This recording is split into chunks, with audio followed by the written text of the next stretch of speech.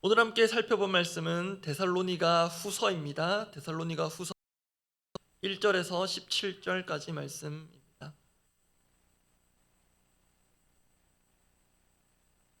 데살로니가 후서 1장 1절에서 17절 끝절까지 말씀입니다. 제가 가진 성경 페이지 수로는 334페이지쯤에 있습니다. 데살로니가 후서 2장 1절에서 17절 말씀, 제가 먼저 1절 읽습니다. 형제들아, 우리가 너희에게 구하는 것은 우리 주 예수 그리스도의 강림하심과 우리가 그 앞에 모임에 관하여 영으로나 또는 말로나 또는 우리에게서 받았다 하는 편지로나 주의 날이 이르렀다고 해서 쉽게 마음이 흔들리거나 두려워하거나 하지 말아야 한다는 것이라. 누가 어떻게 하여도 너희가 미혹되지 말라. 먼저 배교하는 일이 있고 저 불법의 사람 곧 멸망의 아들이 나타나기 전에는 그날이 이르지 아니하리니 그는 대적하는 자라. 신이라고 불리는 모든 것과 숭배함을 받는 것에 대항하여 그 위에 자기를 높이고 하나님의 성전에 앉아 자기를 하나님이라고 내세우느니라. 내가 너희와 함께 있을 때에 이 일을 너희에게 말한 것을 기억하지 못하느냐. 너희는 지금 그로 하여금 그의 때에 나타나게 하려 하여 막는 것이 있는 것을 아나니 불법의 비밀이 이미 활동하였으나 지금은 그것을 막는 자가 있어 그 중에서 옮겨질 때까지 하리라.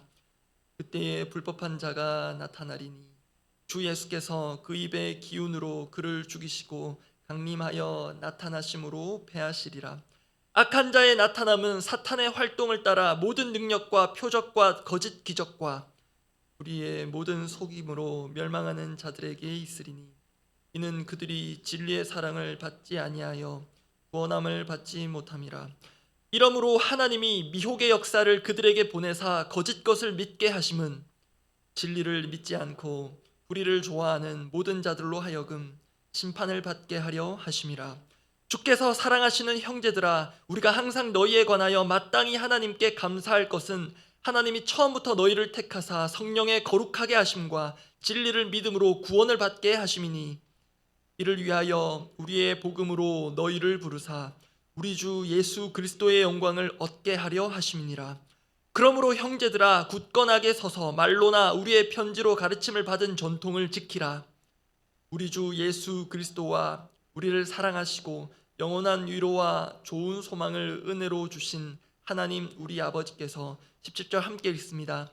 너희 마음을 위로하시고 모든 선한 일과 말에 굳건하게 하시기를 원하노라. 오늘 본문의 핵심 이슈이자 바울이 데살로니가 후서를 쓴 주된 이유라고 할 수 있는 것이 있습니다. 바로 재림에 대한 오해입니다. 신학 서적에서 제가 이런 표현을 본 적이 있습니다. 잘못된 신학은 잘못된 생활을 낳는다. 여기서 신학이라는 말을 신앙이라고 바꿔도 뜻이 통합니다. 잘못된 신앙은 잘못된 생활을 낳습니다. 이러한 오류적 결과를 낳는 대표적인 것이 바로 재림에 대한 잘못된 가르침 또는 잘못된 신앙입니다. 그 점에서 오늘 본문을 통해 혹시 우리가 가지고 있는 잘못된 신앙이 있는지 점검하고 만약 있다면 조금이나마 바로잡는 시간이 되기를 바랍니다. 주의 날이 이르기 전에 그 첫 번째이자 원 메시지로 말씀을 나누려고 하는데요. 주의 날이 이르기 전에 그 첫 번째이자 원 메시지는 불법한 자의 정체를 알다입니다. 주의 날이 이르기 전에 불법한 자의 정체를 우리가 알아야 할 필요가 있습니다. 또 그렇게 바울은 본문에서 권면합니다. 참고로 오늘은 제가 본문 앞부분에 하나여 말씀을 나누려고 합니다. 데살로니가 성도들은 재림에 대한 잘못된 가르침과 그로 인한 오해로 크게 흔들렸던 것 같습니다. 그러면 그 잘못된 가르침이라는 게 어떤 것인가? 오늘 보면 데살로니가 후서 2장 1절 2절 말씀을 제가 읽어드립니다. 형제들아, 우리가 너희에게 구하는 것은 우리 주 예수 그리스도의 강림하심과 우리가 그 앞에 모임에 관하여 영으로나 또는 말로나 또는 우리에게서 받았다는 편지로나 주의 날이 이르렀다고 해서 쉽게 마음이 흔들리거나 두려워하거나 하지 말아야 한다는 것이라. 이 2절 뒷부분 보시면 바울이 지금 먼저 두 가지 권면을 합니다. 쉽게 마음 흔들리지 마십시오. 참고로 여기 쉽게라고 번역된 단어의 본래 뜻은 속히, 급히 이런 뜻입니다. 그런 시간적인 의미가 있습니다. 그리고 이어서 두려워하지 마십시오 하는데요. 그런데 실제로는 데살로니가 성도들이 쉽게 금방 흔들리고 두려움에 빠졌다는 것이겠습니다. 그런데 그 이유가 2절에 표시되어 있는 대로 주의 날이 이르렀다는 것 때문에 그들은 흔들리고 두려움에 사로잡혔습니다. 그러면 역으로 생각해서 주의 날이 이르렀다는 게 그만큼 성도들의 마음을 뒤흔들고 두려움에 사로잡히게 할 만한 것인가? 언뜻 보면 그렇게 보일 수도 있고 그렇게 보이지 않을 수도 있는데요. 이르렀다에 해당하는 헬라어 원어가 문법적 요소로 말씀드리면 완료 형태입니다. 즉 주의 날이 이미 지금 이르렀다라는 것입니다. 사실 주의 날이 이르렀다라는 것은 다르게 말하면 주님이 오셨다는 것과도 같습니다. 그러면 여러분 반응이 달라집니다. 뭐라고요? 주님이 이미 오셨다고요? 재림의 날이 이미 지나갔다고요? 그럼 우리는 어떻게 합니까? 그런 혼돈, 혼란은 얼마든지 예상됩니다. 그래서 바울은 주의 날이 이미 이르렀다고 하는 재림에 대한 잘못된 가르침이자 그로 인한 오해를 바로잡고자 아직 주의 날이 이르지 않았다라는 일종의 논증을 펼칩니다. 그러면서 주의 날이 이르기 전에 어떤 특징적인 현상 같은 또 존재 같은 것들이 있을 것이라는 근거를 오늘 본문에서 꽤 비중 있게 제시합니다. 그 중에서도 어떤 특별한 존재에 대한 묘사가 핵심으로 보이는데요. 그 시작이 오늘 보면 데살로니가 후서 2장 3절 4절입니다. 제가 읽어드립니다.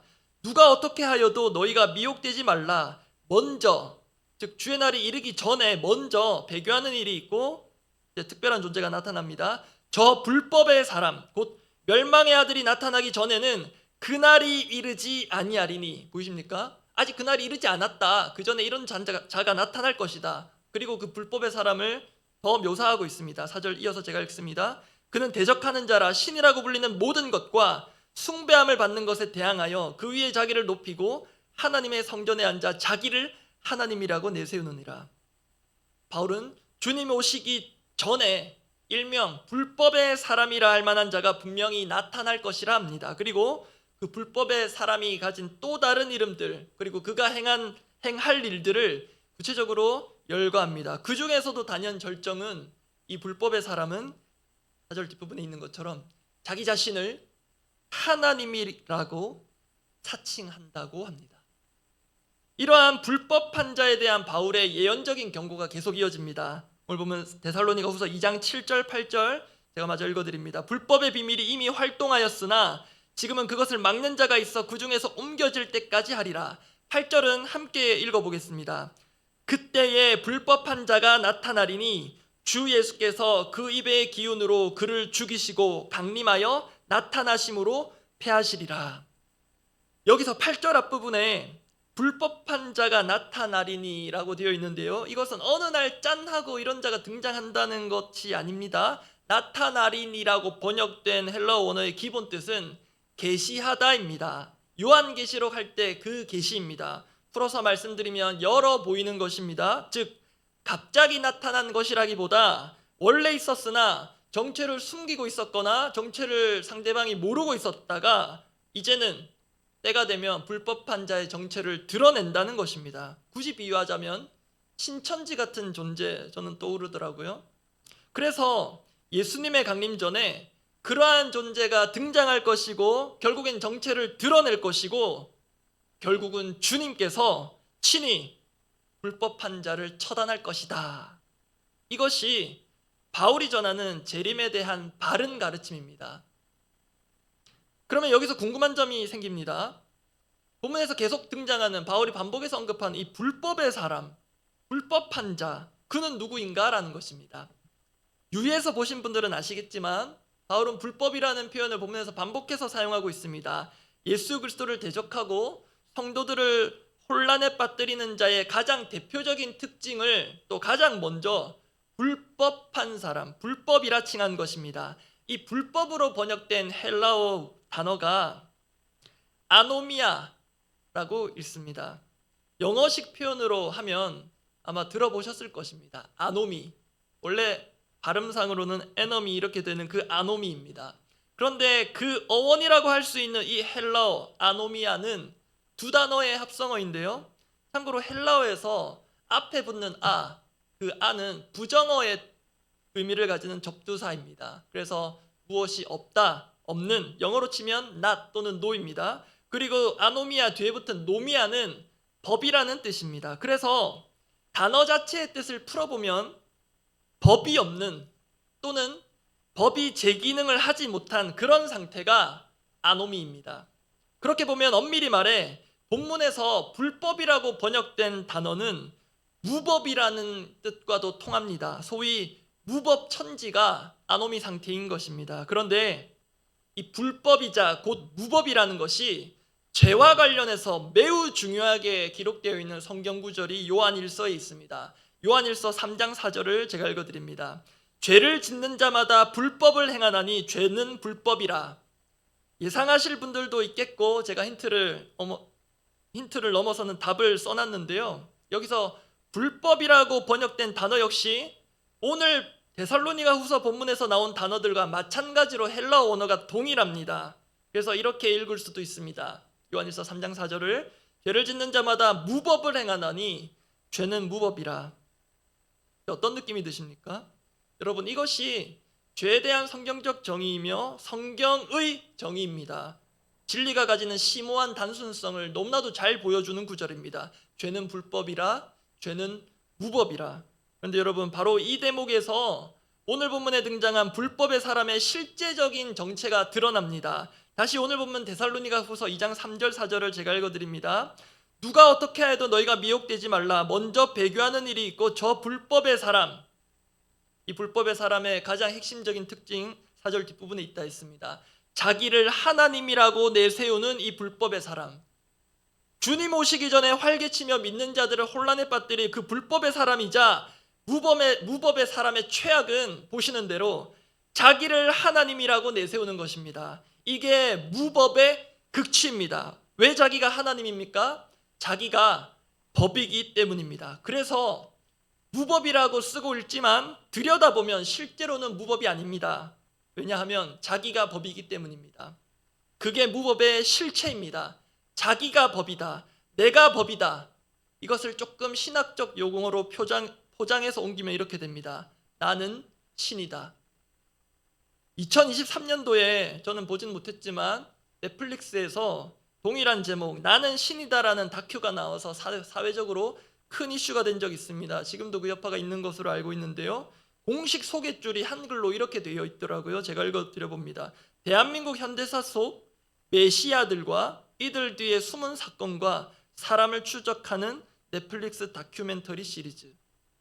그런데 여러분, 너무 지나친 비약일진 모르겠지만 자신을 그렇게 신이라고 메시아라고 사칭하고 추앙하게 만든 것이 특정 이단 사이비 교주만의 문제일까요? 우리에게 있어서 불법이라 함은 일반적으로는 실정법 상의 어떤 법을 어긴 것 정도의 의미입니다. 그런데 믿는 자들은 그 정도 수준으로 그쳐서는 안 됩니다. 왜냐하면 우리는 풍성한 삶으로의 초대, 풍삼초라는 것을 통해 죄의 본질이 자기중심성이라는 것을 거듭 확인했기 때문입니다. 지금 여기 계신 우리 중 누구도 현행법상의 불법을 저지른 분이 없다고 하더라도 저를 포함한 우리 모두는 여전히 죄인일 수 있습니다. 왜냐하면 앞서 확인한 대로 성경이 말하기를 죄는 불법이라 무법이라 하기 때문인데요. 실제로는 신앙의 법이라는 게 있습니다. 하나님께서 이미 율법이라는 것도 주셨고요. 무엇보다 모든 것의 기준이자 법이라 할 수 있는 하나님이 계십니다. 그분의 말씀이 우리 영혼의 법이 되어야 할 텐데 자신의 생각, 자신이 귀중히 여기는 가치, 자신의 값진 경험들, 그로부터 나오는 자신의 합리적인 판단, 결국 자신의 존재가 기준이 되고 법이 되고 하나님이 되고 하나님보다 위에 있게 되는 것, 이것이 성경이 말하는 불법이며 그 자가 불법한 자입니다. 그 자가 스스로 입으로 말하지 않더라도 나는 신이다, 나는 하나님이다 온몸으로 말하고 있는 것입니다. 그러면 여러분 다시 생각해 보면 본문에 나오는 이 불법한 자는 도대체 누구입니까? 실제 역사적으로 시대마다 악명 높은 폭군들이 그런 인간의 탈을 쓴 악마 같은 존재들이 있었습니다. 지금 우리 시대에는 그런 자가 있는 것 같습니까? 불법한 자는 생각보다 멀리 있지 않은 것 같습니다. 이 역시 지나친 적용일지 모르겠지만 불법한 자, 무법한 자라고 할 때 우리 자신은 예외이겠습니까? 나 자신이 기준이 되고 나 자신이 최고로 존중받아야 하는데 내 의견이 최선이고 베스트인데 그렇지 못할 때마다 자신을 기준으로 다른 이들을 범법자로 여기고 무례한 무법자로 판결 내리는 불법한 자, 무법한 자가 우리 자신일 때는 정말 없습니까? 오늘 본문에서 불법한 자에 대한 묘사를 보다 보면 영적 존재인 사탄을 떠올리게도 됩니다. 그런데 사탄 못지않게 무서운 존재가 사람이라고 한다면 이 역시 너무 지나친 생각일까요? 우리는 잘 알고 있습니다. 태초에 하나님이 되고자 하나님께서 금하신 법을 자기 마음대로 어기고 금단의 열매를 따먹은 이가 사람이라는 것을 우리는 잘 알고 있습니다. 창세기 2장 17절 하나님께서 엄금하신 구절을 제가 읽어드립니다. 선악을 알게 하는 나무의 열매는 먹지 말라. 네가 먹는 날에는 반드시 죽으리라 하시니라. 여러분, 이 명령이 어렵습니까? 초등학생도 글을 읽을 줄 아는 저희 집 아가들도 이해할 수 있는 수준의 명령입니다. 먹으면 안 되겠구나. 먹으면 엄마 아빠가 엄청 혼내겠구나. 히브리 문법상 가장 강한 표현이 사용된 부분이 반드시 죽으리라 그 부분이었습니다. 창조주 하나님, 우리 자신을 흙으로 빚으시고 생기를 불어넣어 살게 하신 하나님께서 가장 강한 어조로 반드시 죽으리라 하셔도 그것을 어기고 먹는 그 사람은 나는 하나님과 같이 될 수 있겠다. 나아가 내가 하나님이 한번 되어보겠다 하는 게 어쩌면 창세기 때부터 내려오는 우리의 영적 유전자이지 않을까 싶습니다. 신앙이 어릴 때는 아담을 원망했습니다. 그런데 시간이 갈수록 겸허하게 인정하게 되는 것은 그렇구나. 나도 아담과 전혀 다를 바 없는 불법한 자요 무법한 자구나. 나는 배가 불러 터질 정도로 먹어치웠겠구나 싶습니다. 그래서 우리에게 더욱 절실해지는 것이 있습니다. 바로 복음입니다. 끝판대장 같은 불법한 자는 재림의 주 예수께서 친히 끝장을 내십니다. 오늘 보면 데살로니가후서 2장 8절 말씀 제가 읽어드립니다. 그때의 불법한 자가 나타나리니 정체를 드러내리니 이 배동령 안에 있는 그 불법한 성향이 그 죄성이 정체를 드러낼 때가 있으리니 주 예수께서 그 입의 기운으로 그를 죽이시고 강림하여 나타나심으로 패하시리라. 물론 우리가 이 예수 그리스도의 완전한 제압에 있어 1차적 대상은 아닙니다. 그러나 여전히 죄는 불법이라 무법이라 성경이 말하는데 자신이 법이 되고 기준이 되어 생각하고 사는 일이 너무 익숙해져 있다면 나의 죄성, 나의 그 지독한 자기중심성 역시 주님 앞에서 드러나고 처리되어야 할 것입니다. 내가 있는 곳의 무법과 그로 인한 혼란의 중심이 우리 자신이 아니기를 간절히 바랍니다. 기도하겠습니다.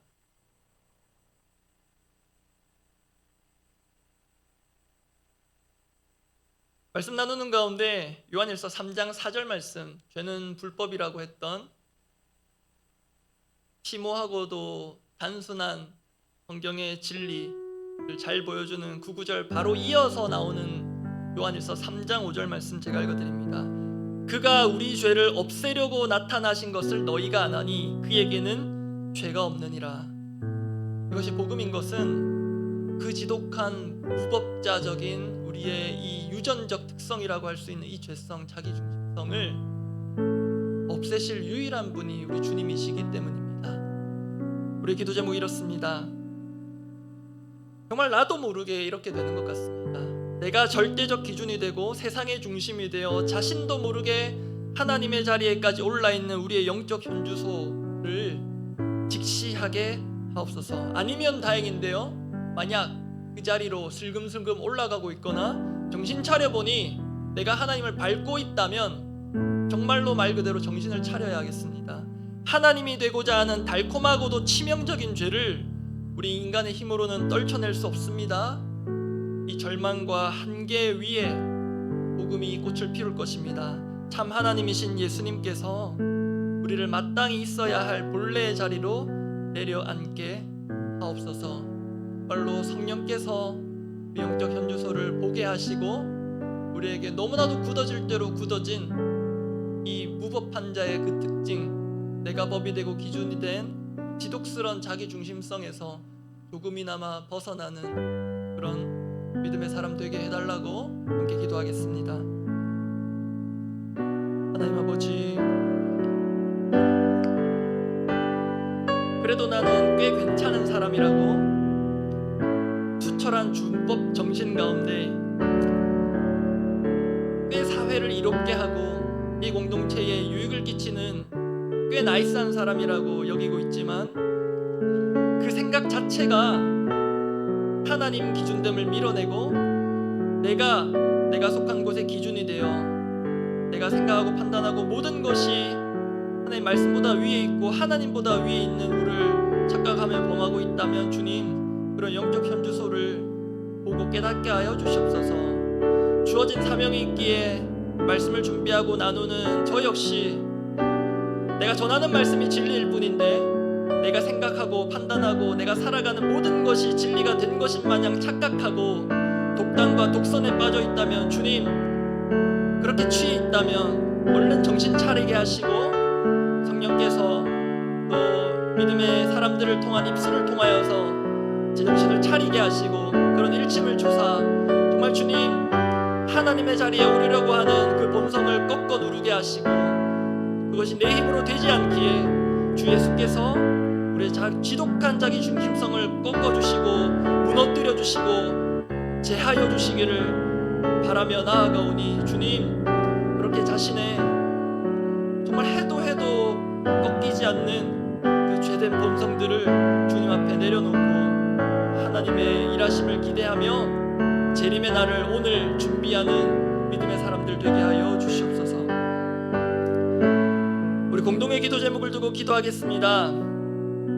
공식적으로 슬로건이 선포되어서 슬로건을 붙은 교회가 되도록 기도하고자 합니다. 하나님을 기뻐하고 한 영혼을 기뻐하는 더사랑교회가 되기를 원하는데요, 어제도 관련된 말씀 나누었지만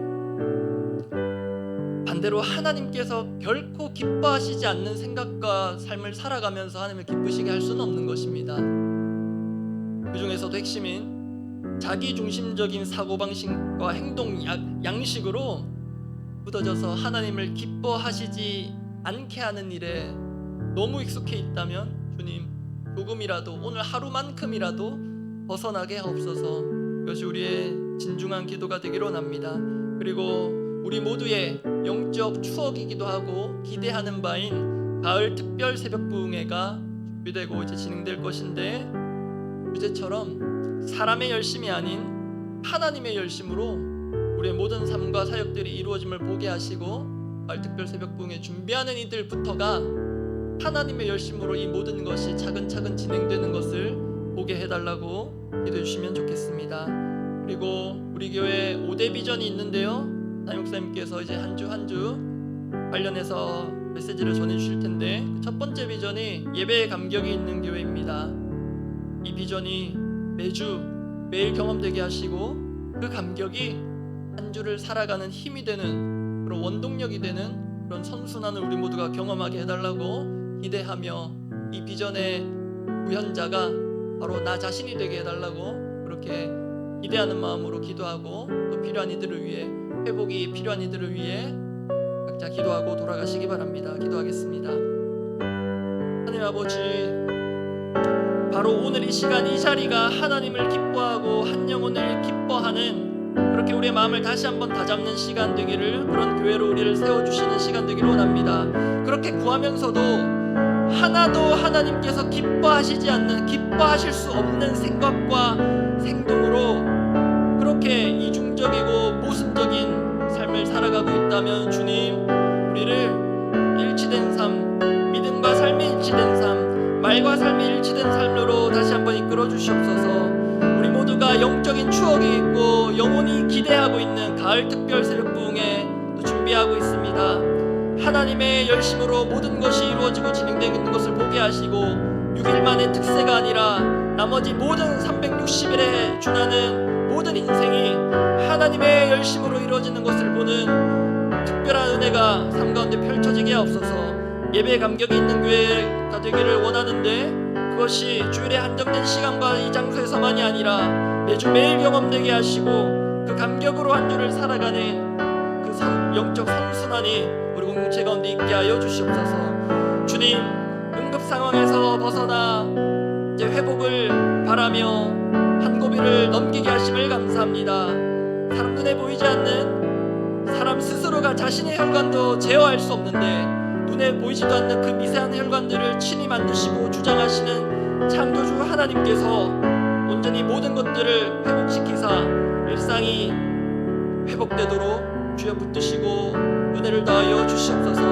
그리고 주님, 또 정밀한 검사로 또 조직 검사로 마음 졸이며 또 검사 결과를 기다려야 할 우리 가정들의 하나님 위로하시고 하나님께서 주시는 기쁨의 소식을 복된 소식을 더하여 주시옵소서. 주님, 그리고 오랜 병환과 또 쉽게 씻어지지 않는 상처와 또 사람에 대한 실망과 원망으로 마음이 얼룩져 있고 상해 있는 자들 주님 찾아가 주시고 만져주시고 이 세상 가운데 우리 주변에 있는 불법한 자와 무법한 자로 인하여 낙심하고 분노와 울분이 쌓여있는 이들의 그 마음도 주님 헤아려 주시고 풀어주사 주 예수께서 이미 임마누엘로 오셔서 우리 마음을 만져주시고 우리 마음을 자리 잡지 말아야 할 그런 헛된 것들, 썩은 것들, 상한 것들